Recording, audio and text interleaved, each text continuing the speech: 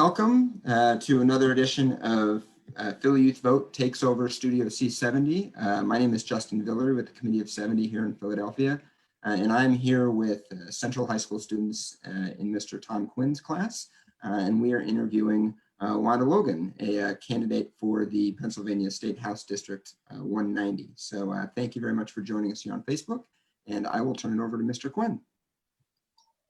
Thank you, Justin, and hello, Ms. Logan. Thank you so much. Good morning.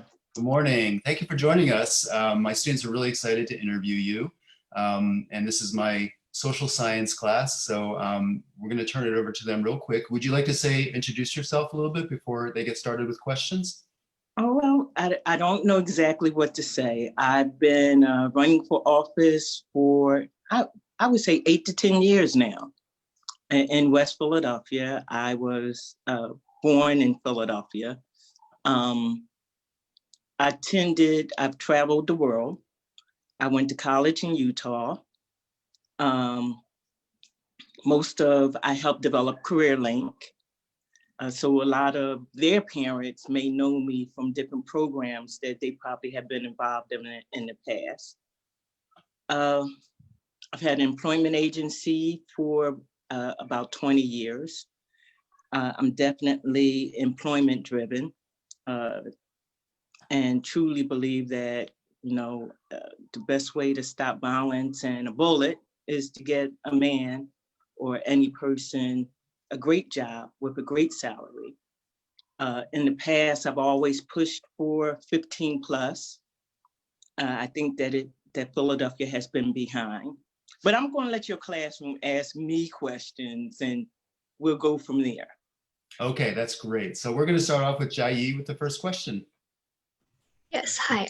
So my question is, why did you want to be a state legislator?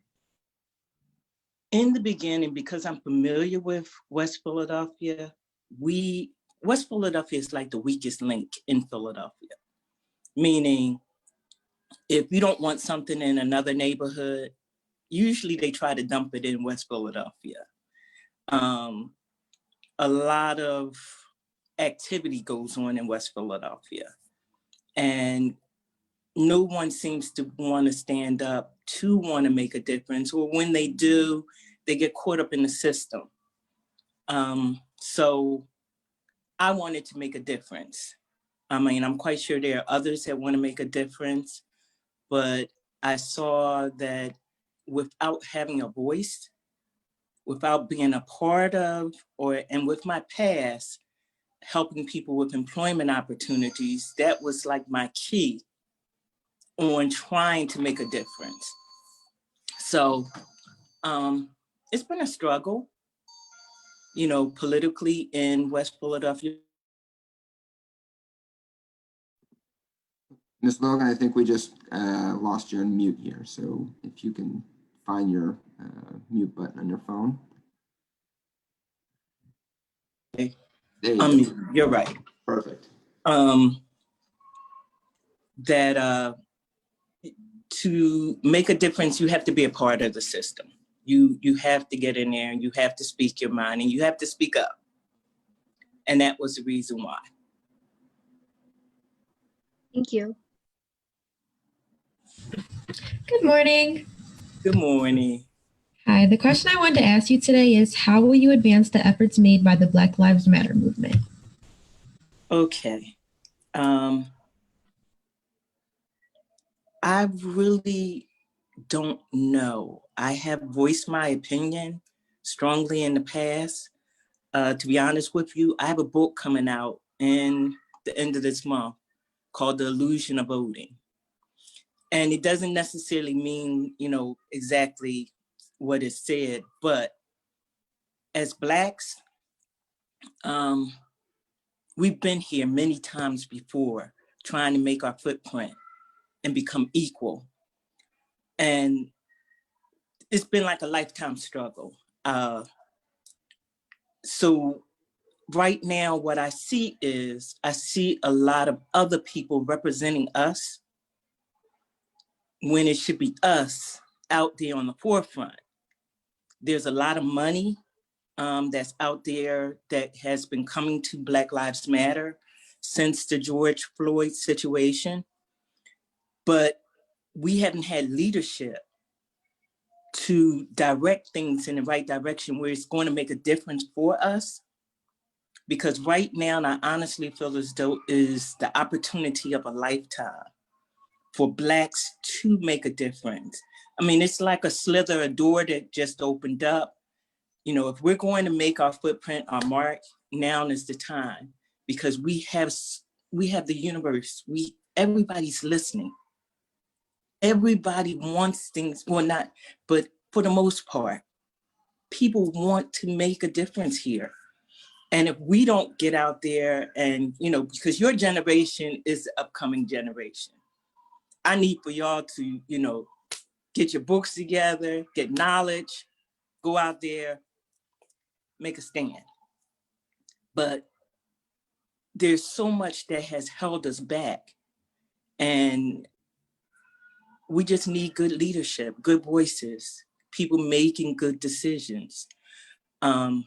Every year for the past 10 years, I usually would go to Washington, D.C. for the Black Caucus every September, you know, in which people from all over come, you know, all over the United States come, you know, that want to come to those meetings or whatever. They do workshops, they show what's available, what direction.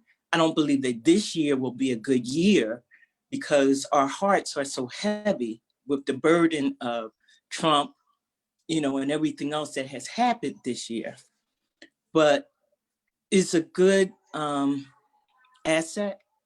And I think that, you know, as long as people are trying to make a difference in the Black Lives Matter, you know, I think that the monies that are coming down the pipe should be invested in businesses for Black. I think that we need Black banks. We need our own supermarkets. We need a community that's built.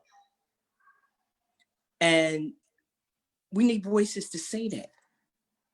Because if we're not going to do it, nobody's going to give it to us without us asking for it.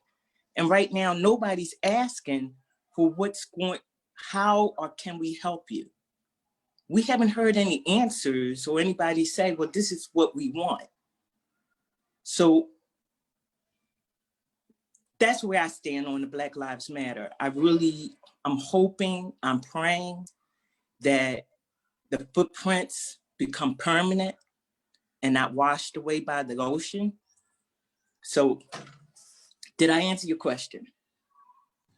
Yes. You mentioned that we need to gather around leadership. How exactly do you suggest that we come upon these leaders? Okay, now that opens up another can of worms, because what has happened, and sometimes, you know, the direction of the people that we tend in Philadelphia and most big cities or whatever, you know, but in the cities, we tend to vote just like right now. Let me explain something to you. I'm on the ballot as a Republican. I got on that ballot because I slid into it. I got on, meaning during the special election early this year, I became a Republican because it was a locked out race, meaning they wouldn't let anybody in it. Somebody had decided that they wanted to make this person a state rep that lived in North Philadelphia on a silver platter. And they locked it so that no other Democrat or independent could get into that race. So I flipped in order to get into the race, you know, thinking that my popularity of the things that I've done in West Philadelphia would overshadow. But it's always been other people at work, because sometimes in Philadelphia, you may run for office and you may have the people behind you. But if you don't have management behind you, the machine behind you, then you have another problem. So that leaves, you know, you're opening up a whole nother scenario of sometimes we don't get to pick who's best for us because the powers that be, and it's a money game. Let me be honest with you. It is a money game. You know, you can't go into this without having some money or having a godfather or somebody that's going to be in the forefront to clear the way for you. That was something that I didn't learn until my 3rd or 4th year trying to run for office. When, you know, somebody said, well, Wanda, did you give your donation? I was like, excuse me? You know, so you have to be aware of who you're dealing with, meaning who the management team is. You got to be aware of your community, because I can't see anyone getting a seat in a neighborhood and they don't know the people in their neighborhood. Because if you don't know the people in your neighborhood, how are you going to know how to help them? Each area, each part of our city is different from the next. So that's when I'm talking about that kind of leadership, somebody that's going to be there to direct us, to help us. A state rep seat is a money seat, meaning the money comes into the city. A lot of money comes into the city through the state rep seat. Then it gets put out into that area, meaning this person needs, this area needs to have new streets, new lights, something going on in that community. Those funds are supposed to be geared towards that. So all that's a part of leadership and knowing what's best for your community, because that's why we vote for people. You know, right now we have this dilemma with our president. We vote for people because we want them to be able to lead us. And when they don't lead us, then we have to make changes. So I hope I answered your question. Yes, thank you. Okay.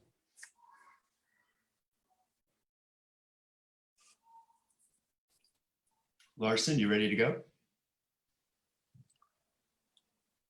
No more questions? Yeah, we have a question from Larson. Not hearing Okay. from other. Ms. Logan, what will you do to reduce gun violence in Philadelphia? You know, that's something that I have always, I've rallied against, I've protested against, because we do not need, you know, this isn't like, you know, the Cowboys, a cowboy movie or whatever. As long as guns are available, I mean, I honestly think at this point, when somebody puts in for a gun, not only should we wait 3 days or, you know, a week or so before they get that gun, but do also a background check to see, you know, why this person needs a gun. Well, sometimes with people with businesses, they apply to, you know, to get a gun. Right now, believe it or not, in West Philadelphia, about once a month on the streets, they sell guns to, you know, just whoever, and they're cheap. And this has caused a problem over and over again in a lot of our communities, the free access to guns. Hopefully it will stop, that we will be able to get on top of that. People who buy guns in their homes, they need to have a lock on their gun, and they also need to have a box and put it up in the closet in the back, just in case of an emergency. But, you know, needless to say, you know, Philadelphia right now in the shootings, we have already gone overboard, over the amount that we've ever had before. So, you know, this is more than keeping it in prayers. This needs to cease. So that's where I stand on that subject. Okay? All right. Thank you, Ms. Logan. We got Henry, you're coming up next. Yeah, hey, Miss Logan. Hi. How would you plan on reopening schools as COVID continues to thrive in our communities? Okay.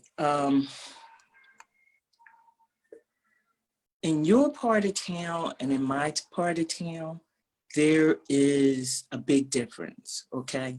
And let me explain to you why. Central High School, I've been on a couple of the boards of elementary schools here. And in West Philadelphia, we were already behind the 8 ball, meaning the system has more so failed the children. Them doing virtual, schooling or whatever, we have a lot of kids that have not connected.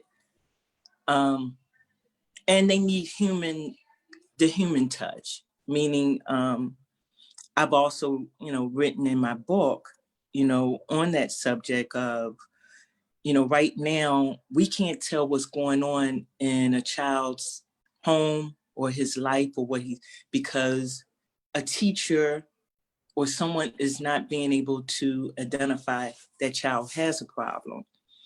We're going to have to, something is going to have to happen because the parents aren't equipped to help a lot of these kids with, the classrooms, even though we have different programs. So we're going to have to ease back into it. I thought necessarily that we should have had the 2 days in, the 3 days out.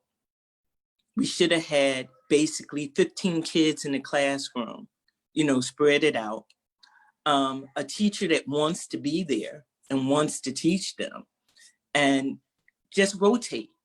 I thought that was the best way to handle the situation. With the classrooms, whatever, there were also subjects of homework, just like you're talking to me on the telephone or whatever, there could have been a whole lot of that, ongoing with teachers, well, God, I'm going to give Jane an hour of my time one-on-one. So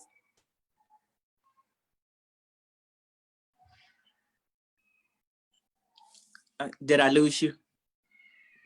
You're back. Okay. So at that point, we really do need to especially identify with the younger children of getting them involved with a teacher hands-on. So even if we have to do the 2 to 3 days in, 2 days out, rotate the kids, but they need to have that interaction to be around other children, at least say hi to their best friend, because now we're getting into a generation of, just like when the Xbox started, all the kids were playing in-house and nobody wanted to play outside. So that's the way I feel on that subject. Thank you, Ms. Logan. Okay.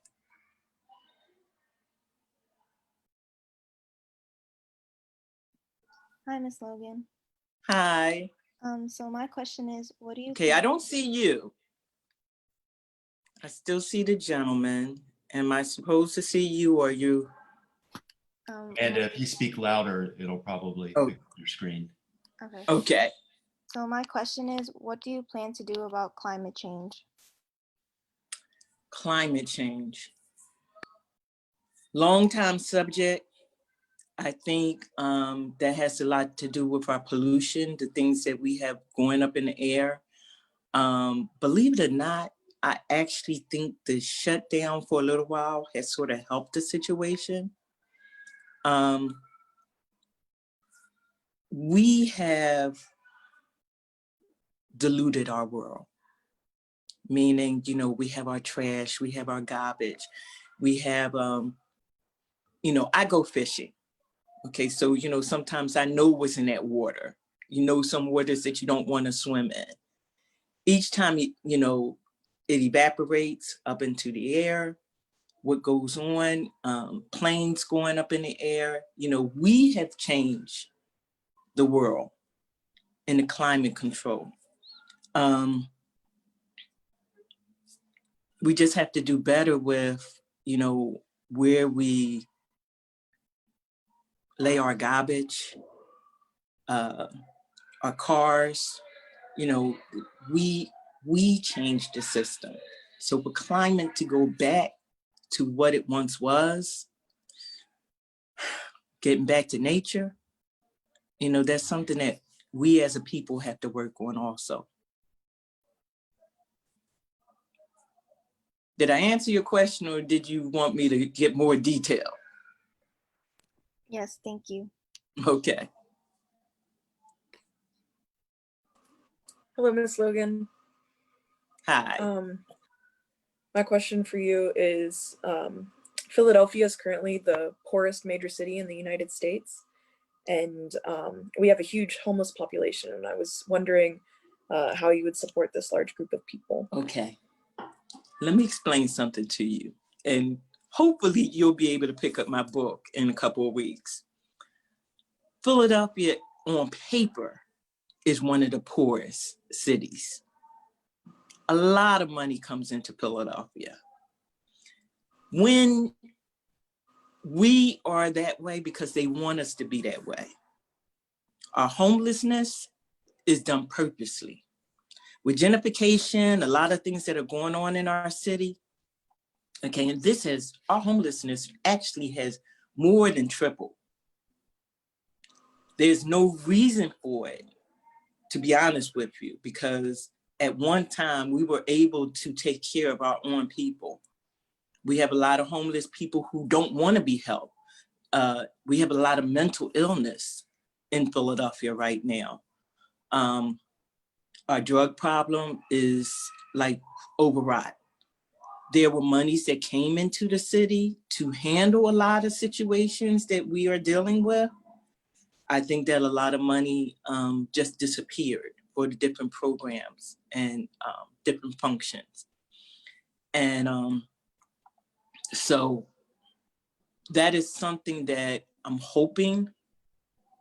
Let me give you something to think about. A couple of years ago, even though you're a little young, the Pope was in town, okay? And for 3 days, we had nothing go on.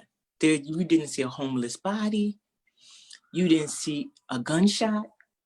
You didn't see anything. They were able to take care of whatever was going on in Philadelphia and shut it down.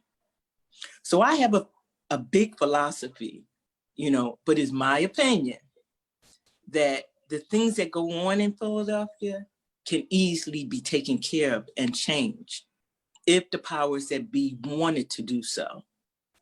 Right now, it's in someone's best interest to show Philadelphia to be one of the poorest. But think about it for a second. Right now, we got New York being shut down.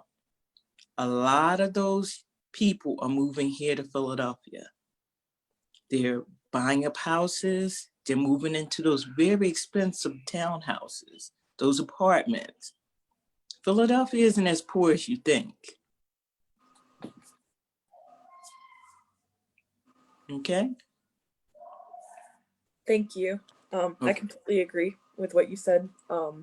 And I just have one more question to ask. It is, why is it important for young people to vote in this election? Okay. I have a twofold on that one. Okay, one, everybody should vote, period. You have to make choices, you have to investigate, you have to, a lot of times you got to also understand in this day and time, marketing, because people can give you easily the illusion that there's something that they're not. I mean, I've seen them make a politician out of, somebody that cleans the office. And they may not, we have politicians that don't even have a high school diploma. So a lot of times, people come into place because of their popularity and people not really looking at that person as the best person for that position. And, hopefully, this younger generation with all this technology will start seeing through, a lot of the garbage that we get, because social media now, it's amazing on one hand, but it can be detrimental on another. So I'm just hoping and praying that, our younger generation that comes up to par will be able to change a lot of what's going on, in the world right now. Okay. Thank you, Ms. Logan. I really appreciate you coming and talking to my students, letting them ask you questions. I think Philly Youth Vote agrees with you on the young people voting. Would you like to say a few words in parting? I think Committee of 70 is very familiar with me, okay? I'm a straight from the hip kind of person, and that has actually been sort of my little downfall of being so honest about, politics and things that go on in Philadelphia. Because I have been underneath the Republican, on the ballot as a Republican, I probably will not be voted in because the majority of votes, Philadelphia is a Democratic town. And since I have been a Democrat my whole life, I know how the system works. But I'm asking for people in the future, look at the individual and what they bring to the table and not the illusion of what they think or hope that may be, because we are in a structure right now that the danger is not really what's going on in Washington, D.C., is what's going on in our own backyard. So we're going to have to, take care of home first and then reach out on another level. I think that for the most part, the president that gets chosen, I think that for the next couple of years, it's going to be a struggle. There will be no, hero in this scenario because it's a lot of cleanup. A lot of things need to be done, to bring America, the United States, back on its feet again. So my name is Wanda Logan and I'm running for state rep. And just say a prayer for me. Well, thank you so much. You. Good luck in your race. Bye-bye. Okay, bye-bye. So thanks again to Ms. Logan, and thank you to my students for asking such great questions. If you'd like to learn more about Ms. Logan or other candidates that are on your ballot, you can build your own ballot at wevote.70.org. If you already have your ballot, make sure you drop that off at a Dropbox or satellite election offices, and you can find out where those are at phillyearlyvoting.com. And if you're going to vote at the polls on November 3rd, make sure you know that where your polling place is, because some of them have moved. There's votespa.com/polling place.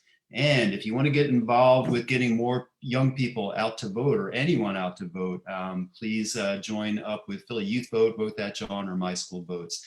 Thanks a lot to Committee of 70, the candidate and the students for joining us, and everyone have a great day. See you at the polls.